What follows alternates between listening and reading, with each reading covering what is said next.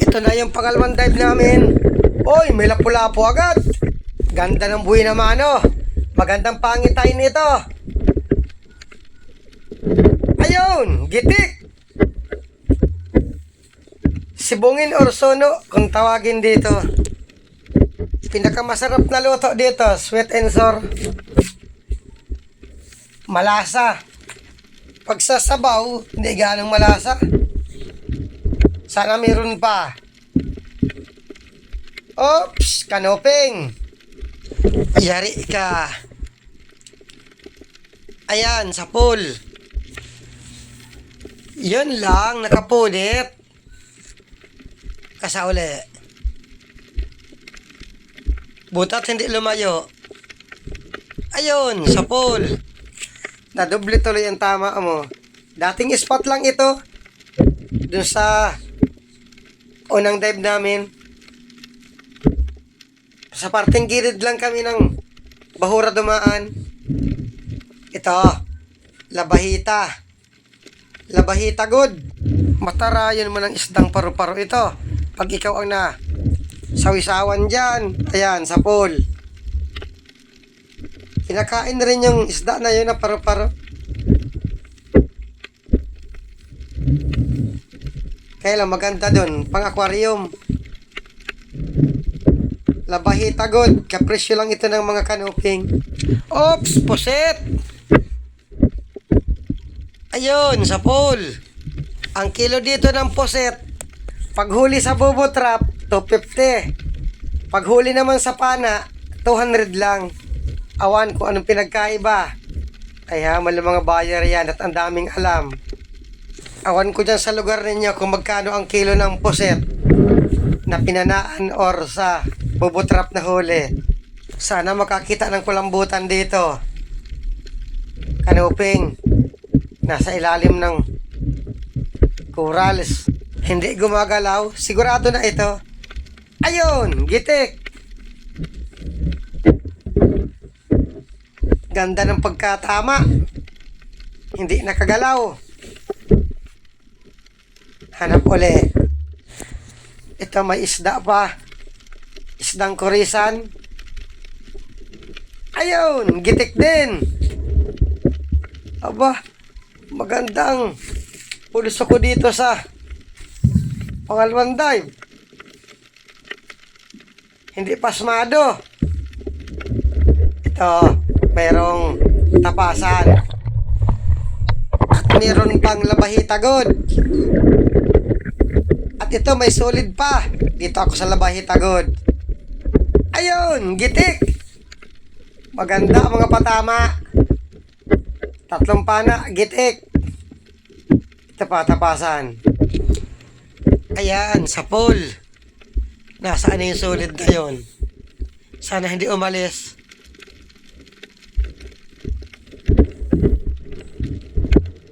Ando na. Ay, umalis na. Sayang. Natakot na. Matuhog rin siya. May kurisan pa. Tumago na. Puntahan ko dito sa kabila. Ando, lumabas na. Ayan, sa pool. Kaya lang, nakapunit. Manipis ang pagkapatama. Ayun, nasintro. Wasak ang tama. Bihira lang ang ganitong isda. Hanap ulit. Oops, labahita good. Maamo ang isda. Sigurado na ito at maamo. Ayun, sa pool.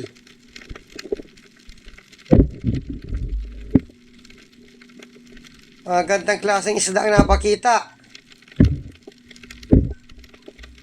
Huwag ka nang magpalag at baka makapunit ka pa. Masarap na isda ito. Masarap sa bawan kahit ihaw. Solid. Yari ka. Ayan, sa pool. Walang napakitang balatan dito at kapapa. Kulambutan, wala din. Di bali, tsaga-tsaga na lang sa isda. Baka isang kahon baga, di.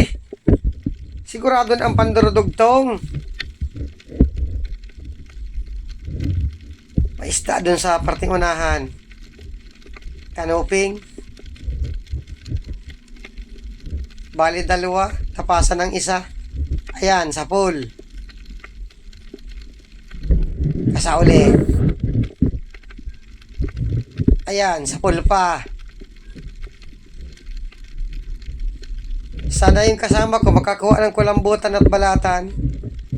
Hindi pa nadadala dito sa labas. Ayun, sumama din. Ang pagsisid, tapat-tapat lang. Nasa daan. Pag nasintro sa daanan mo ay maganda. Makukuha. Pero pag hindi, sorry. Ito, tapasan pa. Katabi ang isdang paro-paro. Ayun, gitik. Swerte ng mga bato ngayon at hindi pasmado ang kamay ko. At kung pasmado, laging sa pulang bato. Hanap uli. Ahas dagat. Ubod kung tawagin dito. Ayun, sa pool. Malakas ito. Sobrang lakas na purunit ang balat at laman. Tulad niyan, malaki na yung tama, kakapwersa.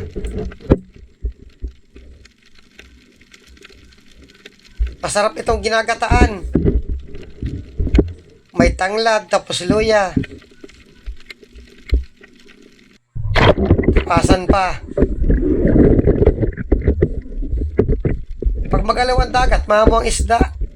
Ayun, gitik din. Aba, maraming gitik. Ganito ang resulta ng hindi nahawak sa bao. Laging gitik. Ito pa, tapasan pa. Andaw, kung magitik pa ito.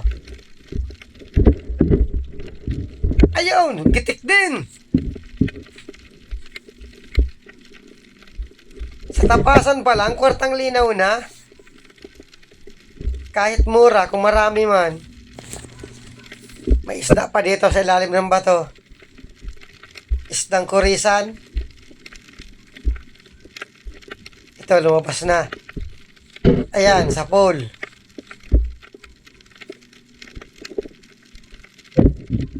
Mas masarap pa dito ang kanuping. Ito, medyo malangsa.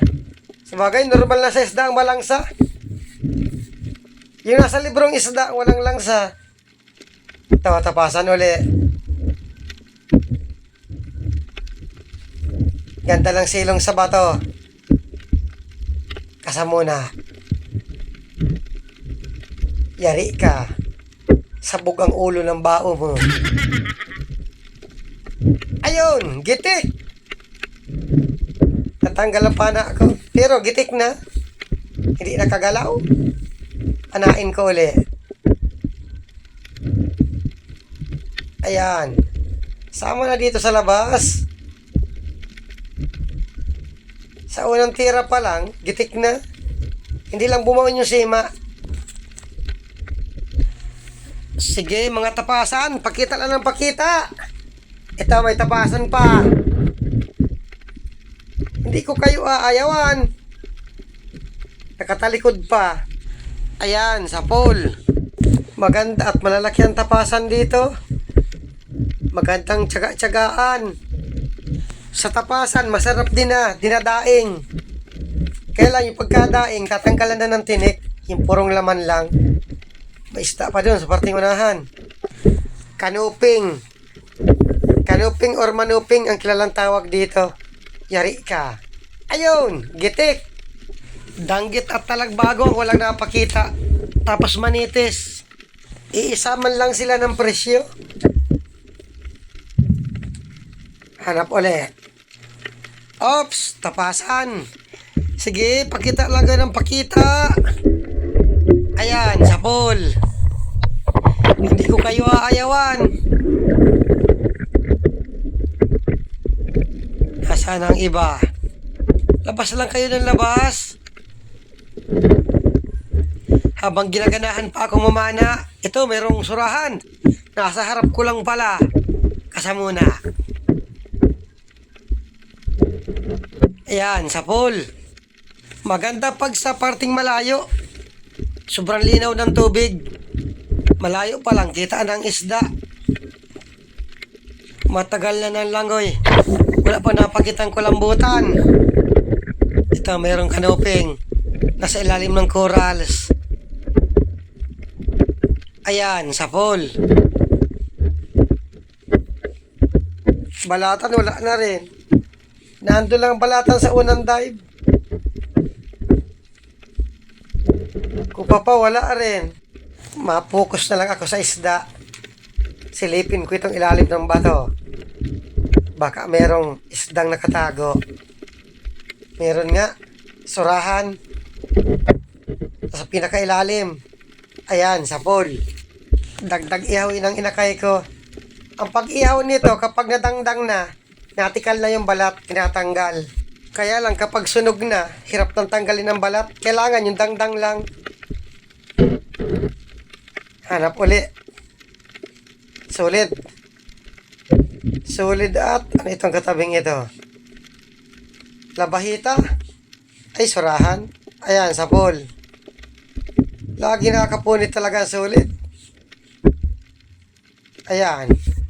Tinamaan sa parteng gitna. Hindi ka na makakapunit. Yung surahan nyo na hindi binibili. Kaya hindi ko pinana. Ito, sumalubong naman itong isang paro-paro. Sulit. Yari ka. Ayan, nakapunit na. Kaya mo tagang lambot na sulit. Gigitikin ko ito para di makapunit. Gitik ang bato ka. Ay hamal na yan. Hindi tinamaan. Bato ang nagitik. Nawala na. Andun sa parting unahan. Ayun ang gitik. At dito nag-akit na rin ako sa bangka. Maraming salamat sa inyong panonood. Ayos pa man ang pangalawang dive. Marami pang naidagdag. Kulambutan talagang walang nagpakita. Yung kasama ko nakabalatan. At pagkalakay nito sa kahon, nag-uwi na rin kami. Kung malalaki, pabili natin.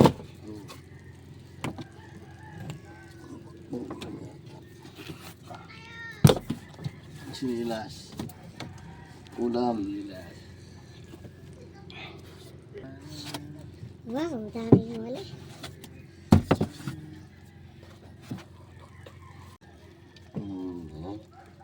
Lumo lang yun.